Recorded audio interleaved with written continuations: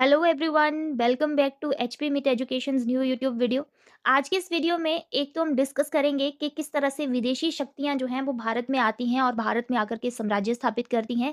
साथ ही साथ पहले हम कुछ इम्पॉर्टेंट एमसीक्यू डिस्कस करेंगे, जिसमें हम कुछ प्राचीन भारत की, कुछ मध्यकालीन भारत की और आधुनिक, ज़्यादातर आधुनिक भारत में जो जो किताबें लिखी गई और कौन कौन उन किताबों के लेखक थे, उनको हम एमसीक्यू फॉर्म में डिस्कस करेंगे। ये जितनी भी बुक्स रहेंगी ये बहुत इंपॉर्टेंट है। आने वाले आपका जो कोई भी एग्जाम है, उन सब एग्जाम के लिए ये किताबें जो है वो इंपॉर्टेंट रहती हैं। तो हमारा फर्स्ट एमसीक्यू है, हिंदू पॉलिटी नामक किताब किसने लिखी? हिंदू पॉलिटी नामक जो पुस्तक थी वो किसने लिखी थी? ऑप्शन वन है आपका केपी जायसवाल, ऑप्शन बी है बाशम, ऑप्शन सी है नीलकंठ शास्त्री और ऑप्शन डी है राय चौधरी। तो हिंदू पॉलिटी सबसे पहले तो बुक है जिसमें जितने भी हमारे हिंदू वंश रहे हैं, या फिर हम बात करें एंशियंट हिस्ट्री में हमारे जो भारतीय राजवंश रहे हैं, उनके पॉलिटिकल सिस्टम के बारे में यहाँ इसमें बात की गई थी। अब ये जो हिंदू पॉलिटी बुक है, इसको लिखने का क्या विजन था, क्यों इसको लिखा गया? तो सबसे पहले तो केपी जायसवाल जो हुए हैं, उन्होंने हिंदू पॉलिटी नामक पुस्तक जो है वो लिखी थी। केपी जायसवाल का पूरा नाम है काशी प्रसाद प्रसाद जायसवाल। ये उनका पूरा नाम है केपी जायसवाल का। अब क्योंकि 18, 19 और 20वीं शताब्दी में जो भी किताबें लिखी गई भारत के इतिहास के ऊपर, वो ज़्यादातर ब्रिटिश हिस्टोरियंस ने लिखी। जो ब्रिटिश इतिहासकार थे या फिर जो ब्रिटिश विद्वान थे, उन्होंने भारत की राजनीतिक, भारत के धार्मिक, भारत का जो प्राचीन इतिहास था, उसके ऊपर बहुत सी किताबें लिखी और उन्होंने हर किताब में अपना पॉइंट ऑफ व्यू जो है वो दिखाया। तो इस चीज़ में उन्होंने दिखाया कि जो हिंदू राजवंश हुए हैं, उनके पास कोई पॉलिटिकल सिस्टम था ही नहीं, ना ही तो उनके पास कोई पॉलिटिकल थॉट था। तो इस विचार को जो है वो खंडन करते हुए केपी जायसवाल यानी कि काशी प्रसाद जी ने एक बुक लिखी जिसका नाम है हिंदू पॉलिटी, जिसमें बताया गया कि ऐसी कोई बात नहीं है। भारत के राजवंशों के पास भी प्राचीन काल से ही राजनीतिक व्यवस्था थी और उनके अपने राजनीतिक विचार थे। तो हिंदू पॉलिटी पुस्तक जुड़ी हुई है भारत के राजनीतिक, प्राचीन राजनीतिक व्यवस्था और राजनीतिक विचारों से, जो कि लिखी है केपी जायसवाल यानी कि काशी प्रसाद जायसवाल जी ने। ऑप्शन ए जो है वो यहाँ पे राइट हो जाएगा। नेक्स्ट क्वेश्चन नंबर 2 आता है, भारतीय इतिहास को सांप्रदायिक आधार पर किसने बांटा? जो हमारा इंडियन हिस्ट्री है उसको सांप्रदायिक के आधार पर किसने बांटा था? ऑप्शन ए है जेम्स मिल, ऑप्शन बी है लॉर्ड मैकॉले, ऑप्शन सी है स्मिथ या ऑप्शन डी है जेएस मिल। सांप्रदायिक के आधार पर अगर बात करें तो भारत के पूरी एंशियंट से लेकर के मॉडर्न हिस्ट्री तक इसको अलग अलग पार्ट्स में डिवाइड कर दिया। तो ये डिवाइड करने वाले थे जेम्स मिल। ब्रिटिश इतिहासकार जेम्स मिल ने भारत के पूरे इतिहास को, प्राचीन काल से लेकर के आधुनिक काल तक का जो इतिहास है, उसे सांप्रदायिका के आधार पर विभाजित किया था। अब जो विभाजित किया तो किस किस भागों में बांटा, उन्होंने बोल दिया कि जो हमारा प्राचीन इतिहास है, भारत का प्राचीन इतिहास है, उसको उन्होंने जोड़ दिया हिंदू काल से। बोला कि ये सारा का सारा हिंदू काल है, इसमें सिर्फ हिंदू हिंदू हिंदू राजवंश, हिंदू राजा, है ना, और हिंदू ही संस्कृति के बारे में बात की गई है। फिर हमारा जो मध्यकालीन इतिहास है, उसको इन्होंने जोड़ दिया मुस्लिम काल से, उसको बोल दिया गया मुस्लिम काल। बोला कि आपका जो मध्यकालीन इतिहास है, जिसमें हम लोग पढ़ते हैं कि किस तरह से मोहम्मद बिन कासिम अटैक करते हैं, फिर सल्तनत काल की स्थापना होती है, फिर मुगल जाते हैं, है ना, और मुगल काफ़ी 1857 तक आगे मुगल रहते हैं।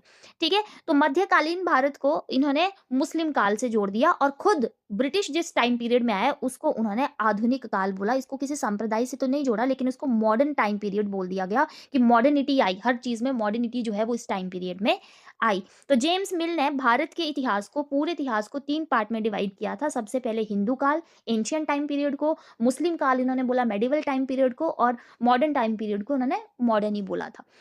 तो भारतीय इतिहास को सांप्रदायिका के आधार पर बांटा था जेम्स मिल ने। नेक्स्ट आता है, अर्ली हिस्ट्री ऑफ इंडिया के लेखक कौन है? अर्ली, प्राचीन जो हिस्ट्री है हमारी, अर्ली हिस्ट्री आ जाएगी आपकी एंशिएंट एंशिएंट वाली हिस्ट्री ही।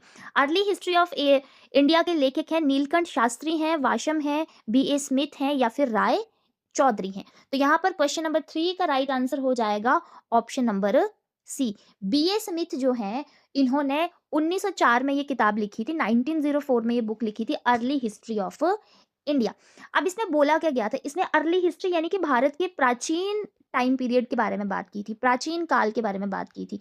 और प्राचीन काल में भी अगर मैं बात करूँ तो इन्होंने ज़्यादातर सिकंदर ने जब भारत पर अटैक किया, सिकंदर ने जब भारत पर अटैक किया, तो उस अटैक के बारे में इन्होंने ज़्यादा लिखा था कि किस तरह से सिकंदर के अटैक करने से पहले भारत बहुत ही जो है वो दयनीय स्थिति में थे। सिकंदर ने आकर के भारत पर आक्रमण किया और उस पूरे भारत को ऑक्यूपाई कर लिया। किस तरह से सिकंदर को इस इन्होंने अपनी हिस्ट्री में जो है अर्ली हिस्ट्री ऑफ इंडिया में बी.ए. स्मिथ ने सिकंदर को काफ़ी जो है वो पावरफुल बताया है और बताया कि इंडिया के पास उस टाइम पे कुछ इतना रिच कल्चर या फिर उनकी रिच हिस्ट्री नहीं रही थी उस टाइम पे। तो इस तरह से उन्होंने शो किया है अपनी अर्ली हिस्ट्री ऑफ इंडिया में, जो कि उन्होंने 1904 में लिखी थी बी.ए. स्मिथ ने।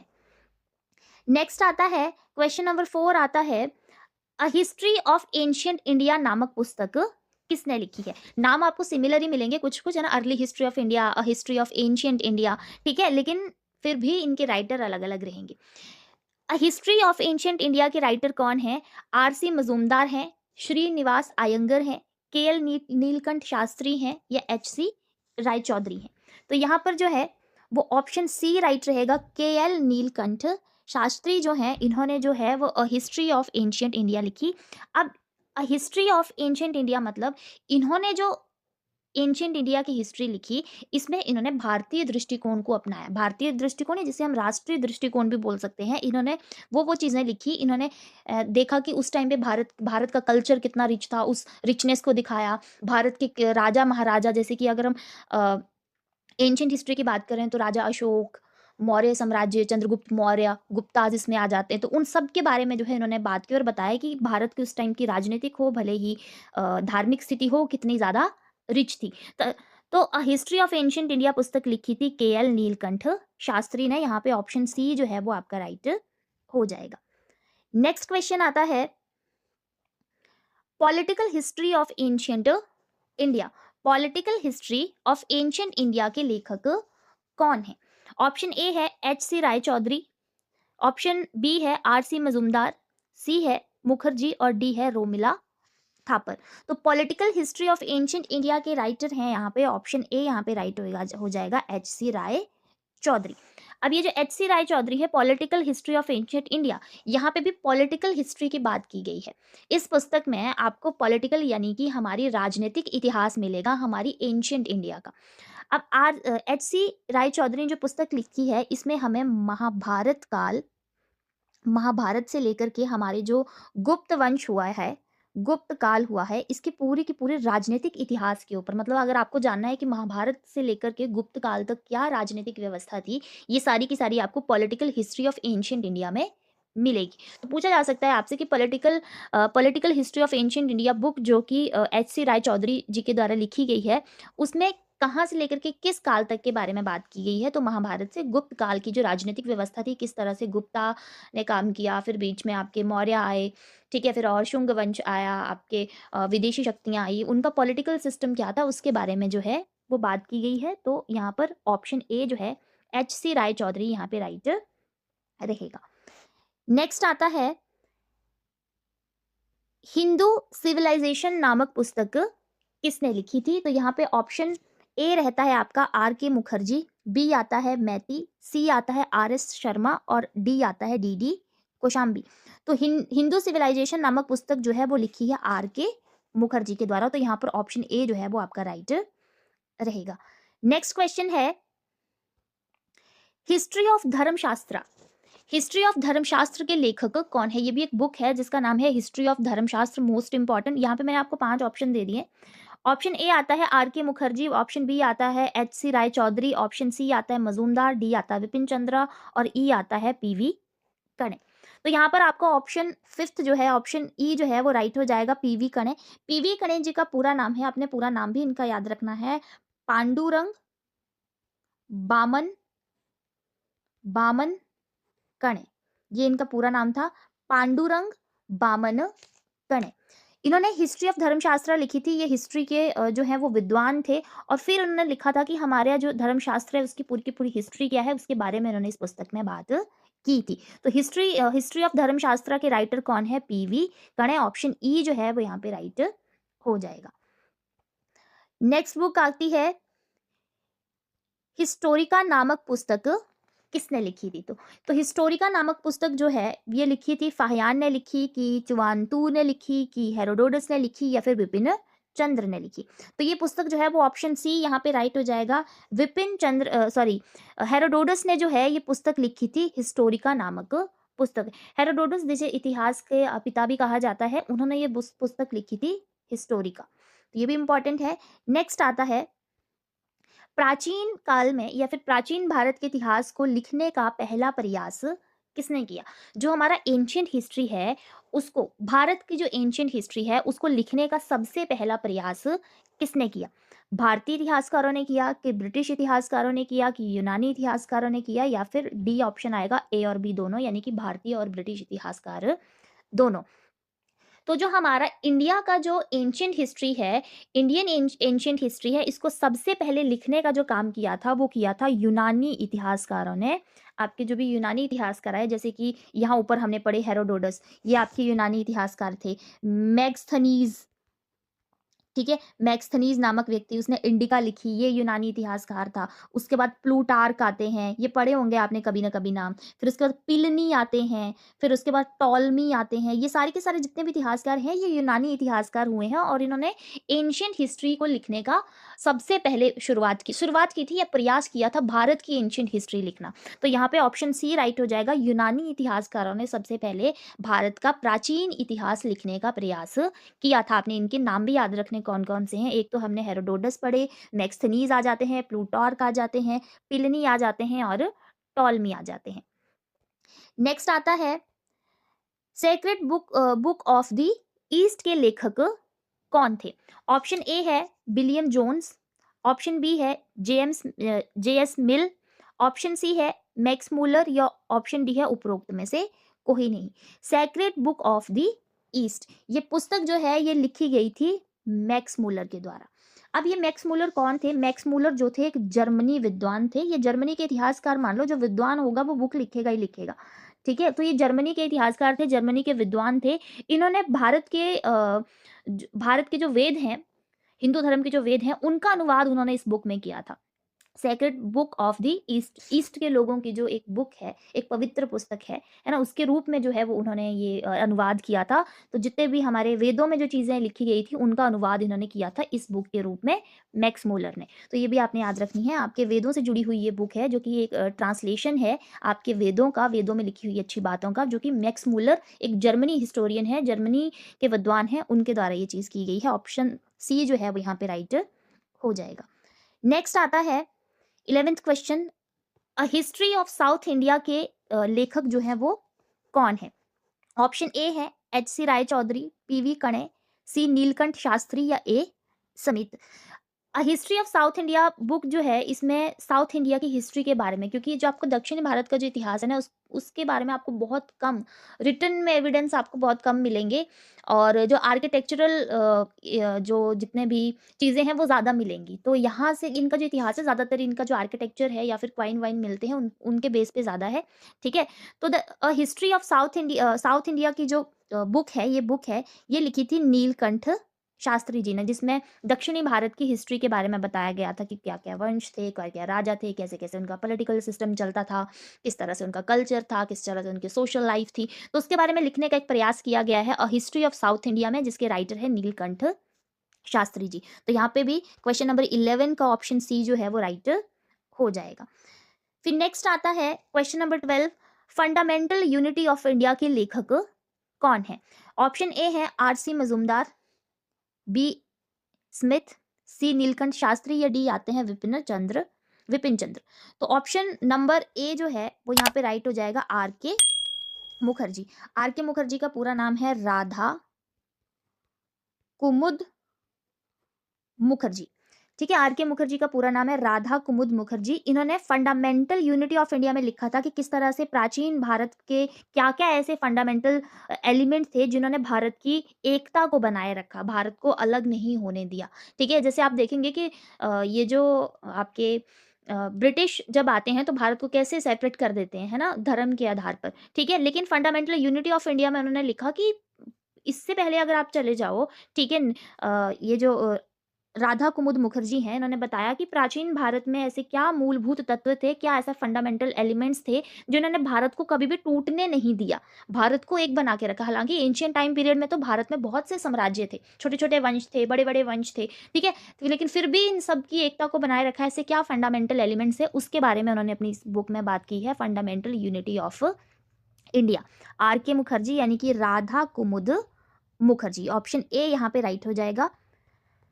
नेक्स्ट क्वेश्चन है क्वेश्चन नंबर 13, अर्थशास्त्र नामक पुस्तक किसने लिखी थी? तो चाणक्य ने लिखी, कौटिल्य ने लिखी या विष्णुगुप्त ने लिखी या फिर उपरोक्त सभी। तो यहाँ पर आपका ऑप्शन नंबर डी जो है उपरोक्त सभी यहाँ पे राइट हो जाएगा, क्योंकि ये तीनों ही नाम एक ही हैं। चाणक्य को ही कौटिल्य भी बोला गया और विष्णुगुप्त भी बोला गया, और इनके द्वारा ही जो है वो अर्थशास्त्र नामक पुस्तक लिखी गई थी। अर्थशास्त्र नामक पुस्तक भी काफ़ी टाइटल इसका कन्फ्यूज़ कर देता है, ठीक है? तो ये दिमागी था उनका कि नाम, बुक का नाम कुछ अलग और उसके अंदर का मटेरियल कुछ अलग, ठीक है? अर्थशास्त्र पुस्तक में ये जो कौटिल्य हुए हैं, चाणक्य हुए हैं, विष्णुगुप्त हुए हैं, तीनों एक ही व्यक्ति हैं। इन्होंने बताया था कि किस तरह से राजनीति चलती है, पॉलिटिकल थॉट्स के बारे में बताया गया था इसमें, ठीक है? लेकिन इसका नाम पड़ा था अर्थशास्त्र। क्लियर? तो ऑप्शन डी यहाँ पे राइट हो जाएगा, उपरोक्त सभी। नेक्स्ट आता है, इंडिका नामक पुस्तक कब लिखी गई? मैक्सथनीज ने इंडिका नामक पुस्तक लिखी। हमने देखा कि वो एक विदेशी व्यक्ति थे और उन्होंने इंडिका नामक पुस्तक लिखी। तो ये किस टाइम पीरियड में लिखी गई? प्राचीन काल यानी कि एंशिएंट टाइम पीरियड में लिखी गई, मेडिवल टाइम पीरियड में लिखी गई, मॉडर्न में लिखी गई या फिर वैदिक टाइम पीरियड जब था आपका, वैदिक काल जब था आपका, उस टाइम पे लिखी गई? तो यहाँ पे राइट हो जाएगा आपका प्राचीन काल यानी कि एंशिएंट टाइम पीरियड में इंडिका नामक पुस्तक लिखी गई थी मैक्सथनीज के द्वारा। तो ऑप्शन ए यहाँ पे राइट हो जाएगा, प्राचीन काल यानी कि एंशिएंट टाइम पीरियड। तो ये थे आज की वीडियो के कुछ इंपॉर्टेंट एमसीक्यूज, जिसमें हमने देखा कि कौन कौन सी बुक्स जो हैं वो किस किस राइटर के द्वारा लिखी गई हैं और मेन मेन क्या हर बुक में। पूरी बुक का तो अब हम रिव्यू एक इतनी सी वीडियो में नहीं कर सकते, लेकिन एक आइडिया हो जाना चाहिए कि किस बुक में किस चीज़ के बारे में बात की गई है, ठीक है? तो आपको राइटर भी ज़्यादा लंबे समय तक याद रहते हैं। अब आगे जो हम डिस्कस करेंगे वो हम छोटे से 2 टॉपिक डिस्कस करेंगे, जो कि हैं इंडो ग्रीक शासक जो कि भारत आए, और सेकंड हम करेंगे शासक जो कि भारत आए थे। सबसे पहले तो देखो, जब भी हम फॉरेनर की बात करते हैं, ये विदेशियों की बात करते हैं, विदेशी शक्तियों की बात करते हैं, तो हमारे दिमाग में 2 ही चीज़ें आती हैं, है ना? आपसे पूछेंगे कि भई विदेशी कौन आए थे भारत में, तो या तो आप बोल देंगे सबसे पहले दिमाग में आता है ब्रिटिश। फॉरेनर की जब भी बात करते हैं, कौन फॉरेनर भारत में शासन किया था, तो हम बोल देते हैं जी अंग्रेजों ने किया था, ब्रिटिशों ने किया था, ठीक है? थोड़ा-सा जो हिस्ट्री जानता होगा वो बोलेगा कि नहीं-नहीं, इससे पहले मुस्लिम भी आए थे, उन्होंने भी शासन किया था। वो भी विदेशी ही थे, भारत के तो थे नहीं, भारत के मूल निवासी तो थे नहीं वो, ठीक है? विदेशी ही थे, ठीक है? लेकिन जो और हिस्ट्री की जानकारी रखता होगा उसको पता है कि मुस्लिमों से पहले भी कुछ विदेशी शक्तियाँ जो हैं वो हमारे भारत में आकर के शासन कर चुकी हैं, और वो शक्तियाँ हैं इंडो ग्रीक शक्तियाँ।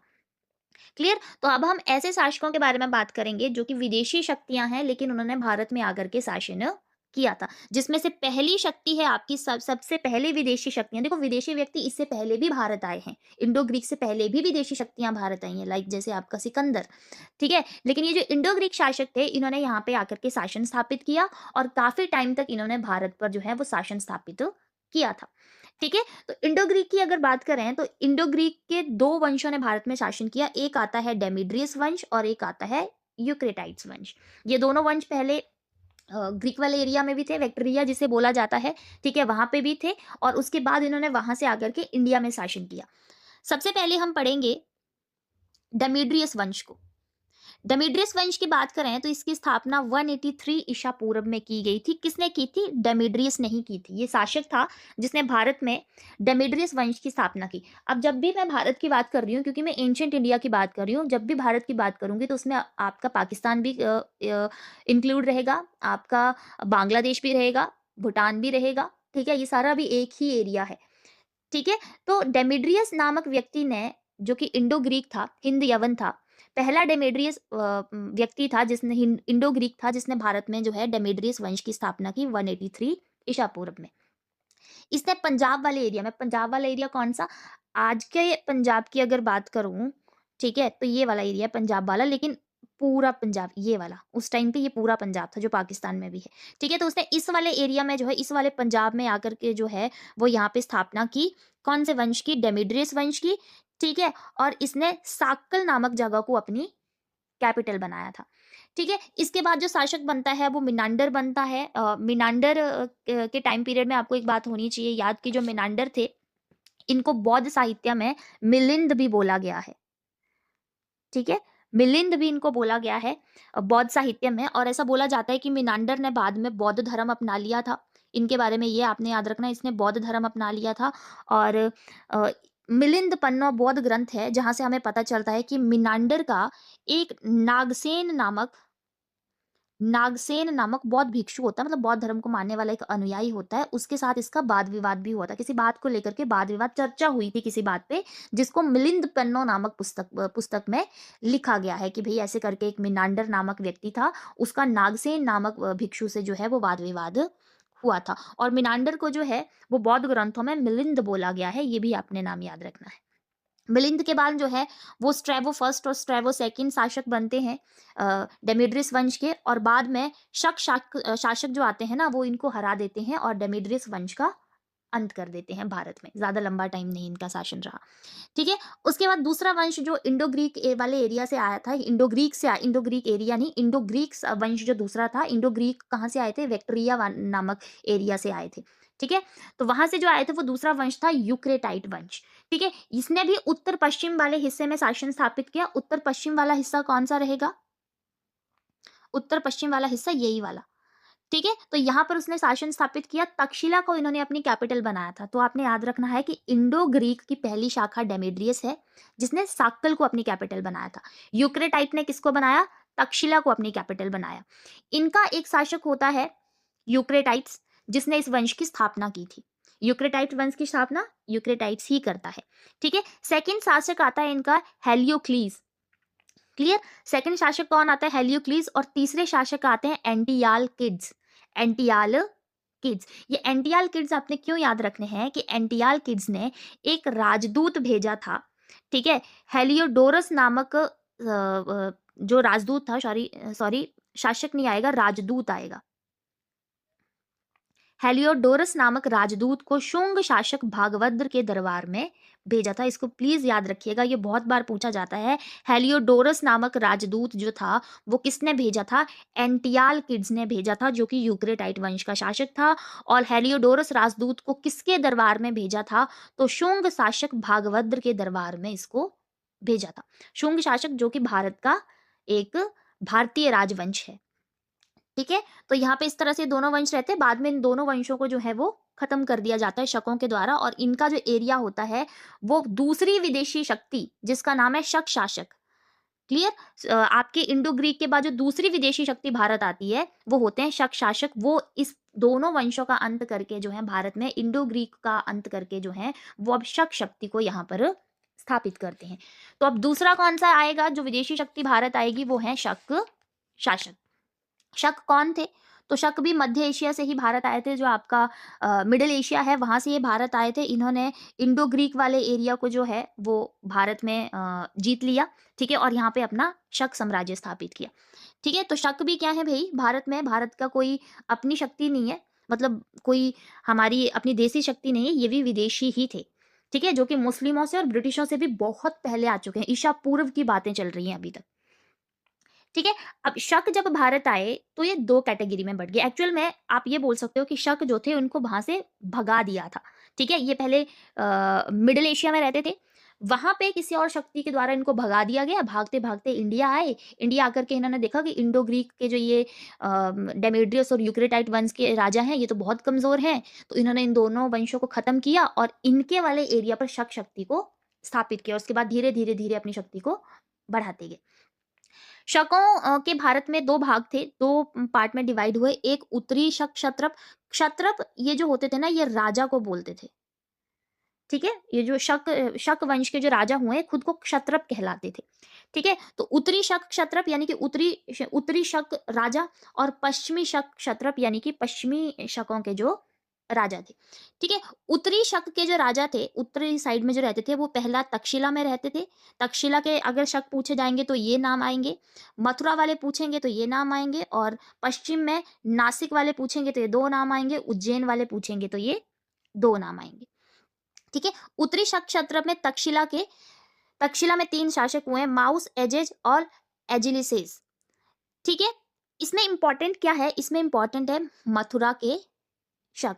एक्चुअल में मथुरा के शक जो थे वो पहले मालवा में रहते थे, ठीक है। और मालवा में जब रहते थे तो मालवा से वहां मालवा के एक राजा हुए हैं विक्रमादित्य, उन्होंने इन्हें भगा दिया था। विक्रमादित्य नामक राजा ने इन मथुरा के शकों को भगा दिया था 57 ईसा पूर्व, ठीक है।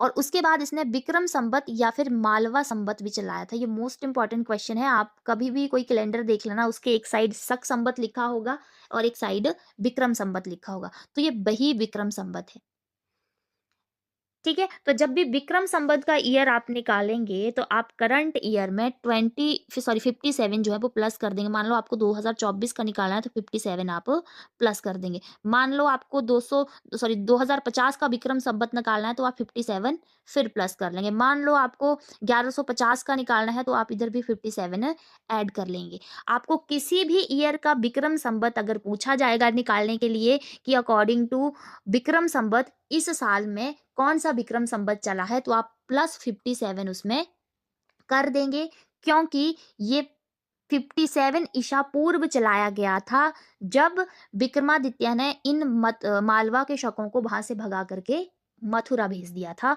तो उस उपलक्ष्य में विक्रमादित्य राजा ने, जो कि मालवा का राजा था, याद भी रखना है कहाँ का राजा था, उसने क्या चलाया था, विक्रम संवत चलाया था। तो यहाँ में से यही एक जर्नल क्वेश्चन बनता है और इम्पॉर्टेंट बनता है कि विक्रम संवत कब चला था, 57 ईसा पूर्व चला था। किसने चलाया था जी, मालवा के राजा विक्रमादित्य ने चलाया था। अच्छा, 2050 का विक्रम संवत निकालिए तो आप कुछ नहीं करेंगे, प्लस 57 करेंगे और जो भी ईयर आएगा वो यहाँ पे आपका विक्रम संवत के अकॉर्डिंग ईयर आपके पास मिल जाएगा, ठीक है भाई। और फिर लास्ट में आता है आपके पश्चिमी शक क्षत्रप। इसमें से नासिक वाले हिस्से में शक अलग रहते थे, उज्जैन वाले हिस्से में अलग रहते थे। नासिक वाले हिस्से में भूमक और नहपान नामक दो इंपॉर्टेंट शकों के शासक हुए हैं, क्षत्रप हुए हैं। और उज्जैन में दो हुए हैं, चष्टन और रुद्रादमन, ठीक है। इसमें से रुद्रादमन का एक इंपॉर्टेंट है, रुद्रादमन का है यहाँ पे अभिलेख जिसका नाम है जूनागढ़ अभिलेख। ये भी पूछा जाता है जूनागढ़ अभिलेख जो है वो किस राजा, किस शासक से संबंधित है, तो रुद्रादमन नामक राजा से संबंधित है, जो कि एक शक राजा था। तो ये कुछ दो इंपॉर्टेंट विदेशी शक्तियां थी जो कि भारत में आई और मुस्लिमों और ब्रिटिशों से बहुत पहले आई, लेकिन इन ये भारत में रही और इन्होंने भारत में ही रह करके शासन किया। बाद में आगे चल करके इन शकों को भी धीरे धीरे धीरे जो गुप्त वंश आता है भारत का वो खत्म कर देता है, ठीक है भाई। तो आज की वीडियो में बस इतना ही है। अगर वीडियो अच्छा लगा हो तो वीडियो को लाइक कीजिएगा, वीडियो को शेयर कीजिएगा और ऐसी वीडियोस को देखने के लिए हमारे चैनल एचपी मित एजुकेशन को सब्सक्राइब कीजिएगा। Thank you.